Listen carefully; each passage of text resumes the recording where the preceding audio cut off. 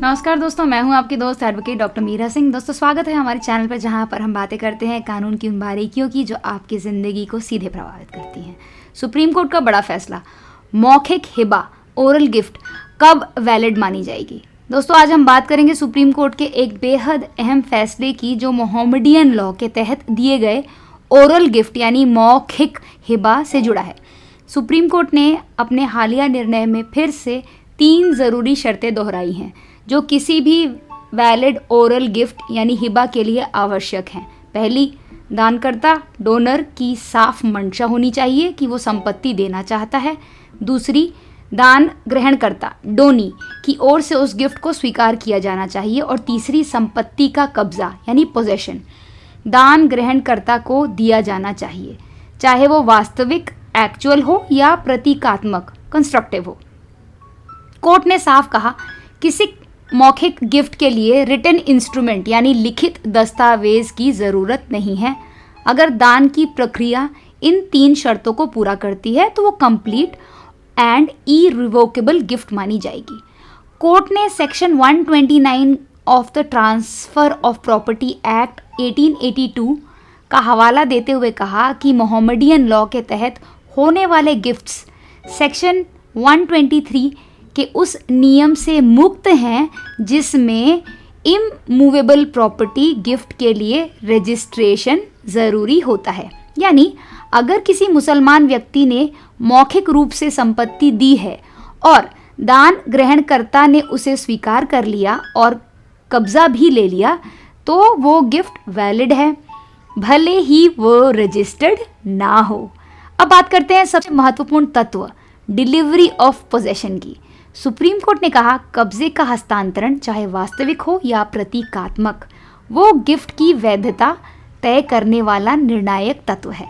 अगर दानकर्ता ने म्यूटेशन यानी राजस्व अभिलेखों रेवेन्यू रिकॉर्ड्स में दान ग्रहणकर्ता का नाम दर्ज करवा लिया है तो ये कंस्ट्रक्टिव पोजेशन का प्रमाण माना जाएगा।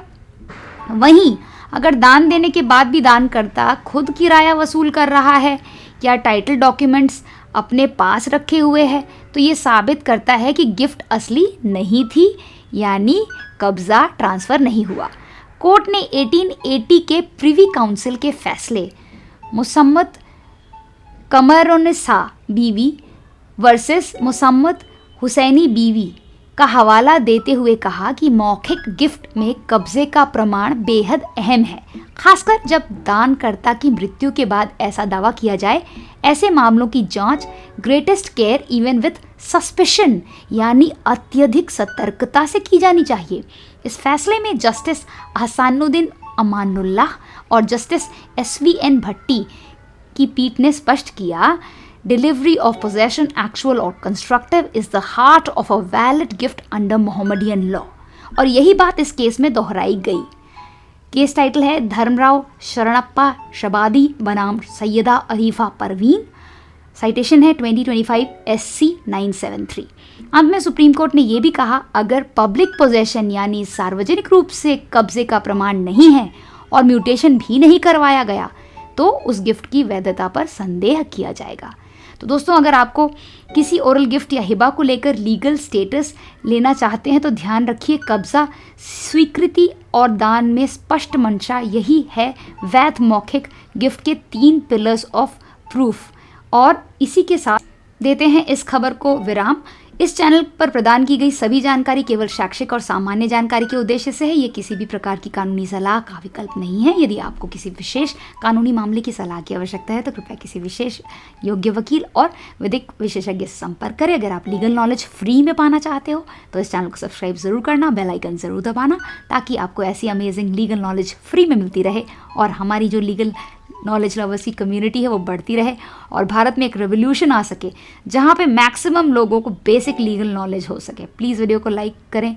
जितने भी लोग वीडियो को शेयर करते हैं, लाइक भी करते हैं, उन लोगों को थैंक यू सो मच। आप आगे भी ये चीज़ करते रहें। आपका ये सारा सपोर्ट मेरे वीडियो को ऊपर आने में हेल्प करेगा, हमारे चैनल को भी सस्टेन करने में हेल्प करेगा। मिलते हैं अगले वीडियो में एक और लीगल जानकारी के साथ। Till then all the best, keep smiling.